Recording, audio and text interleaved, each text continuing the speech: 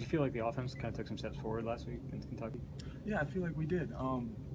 As we progress further into the season, I really feel like we're becoming more and more of a cohesive unit, getting more comfortable with each other, and that's the first steps you have to take in becoming an elite offense. And I think we're heading in the right direction. You start to click in the passing game second half. Seemed like that was that one long third down play to Calvin. Seemed like it started moving. Absolutely. That's just a testament to how hard Calvin and Jalen work, and the whole offense works during the week. Just becoming more and more comfortable with each other, getting our routes on time, things like that. Are really helping us play better as an offense, and we're really starting to click. What's the difference between between when it wasn't clicking into when it does? Like what snaps in the shape?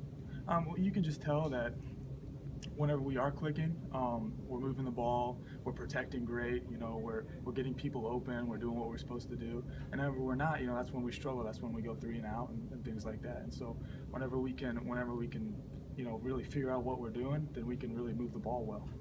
You and Miller got a lot more playing time, obviously, when OJ was a little bit banged up early.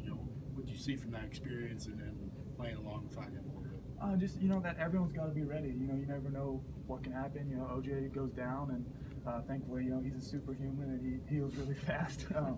But it was great, just to kind of get that experience and try and gain more trust that the coaching staff would invest in me. Knowing that if OJ does go down, then I can be the guy and I can step up and contribute. Talk about Jalen Hurts. He's playing what about to go on the road again. What makes him such a good quarterback this year? Well, Jalen, he's really comfortable for being how young he is. He's a guy who's already a leader, even though he's just a freshman. He really gets it. He's a football-minded guy, and everyone on the offense has the utmost respect for him. So I really think as he continues to progress, we're going to get better and better, and just excited for the season. Can you talk about Josh Jacobs? Josh has played phenomenal. Coming from a guy who didn't get much playing time in the beginning to really just working hard every week. He brings it every day in practice, and because of that, he's gotten more reps and he's shined whenever he's had to. And the best wish him. He's been playing great. So. You remember about the play on this game? Jalen throwing to you in the end zone. What were you seeing that play?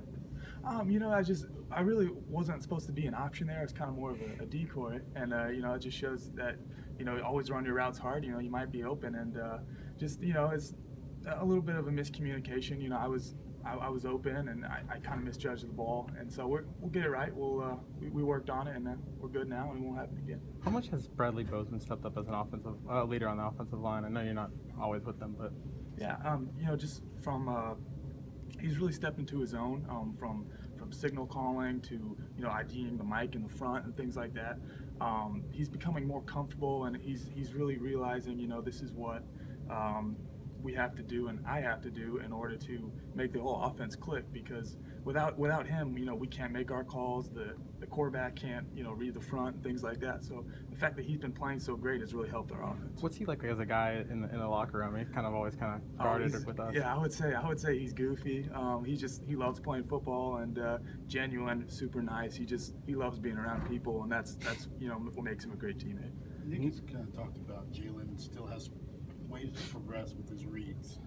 As a receiver, what are you kind of looking at? When you're an option, you talked about it's kind of the one potential play in the end zone. You weren't really an option at that play, and he still went to you. So, what do you expect as a read receiver? As in our offense and in every offense, the quarterback has progressions, like you said. Whether you're the first option or the fourth option, you always have to be ready because of what the defense gives you. They can take away the first 3, and then you're the guy. So as Jalen becomes more and more comfortable in the offense, he's going to really learn that, hey, my first 2 options are taken away. This third one's open, or hey, first one's open. I'm taking it right now. So he's been getting better and better every week, as you guys have seen, and he's just figuring out what it takes in order to survey every option. You're from Missouri, and obviously Arkansas runs a lot of 2 tight end sets and plays a lot. I mean, what did you think of their offense when you went and visited them during your recruitment? Yeah, I really like their offense. Obviously, their coach is a great guy, and they're really a tight end oriented offense, as you've seen with Hunter Henry in the past, and now Jeremy Sprinkle. They really are a good model to what a pro style offense is like, and it's going to be a great challenge for our defense. Going back to Bradley, when he talks to us, it sounds like he's more than even most players, kind of bought into what the coaches are selling. Is that something you could see from him, kind of Absolutely. from when you first got here? Yeah, especially because he's an older guy, and whenever I first got here, I really saw in him a leader and a guy who loved playing football, was totally bought in to Coach Saban in the process, and someone whose hard work really paid off for him. And now that he's the starting center, so have the utmost respect for him, and I'm really glad and happy for what he's done for our offense. Were you surprised when Alabama started recruiting you? It was a bit of a shock to me just because it happened at such a random time because I was in school, just normal day in January, and all of a sudden Coach Saban called. I had no prior information like, hey, he's going to call this week or anything. It was just a shock, and I was obviously blown away by everything, and now I'm here. So you took the call, though? Oh yeah, I took the call. Yeah. You have to leave class, or Yeah. Oh yeah. I left class for that. Obviously, I think my teachers understood. I appreciate it. Thanks, man.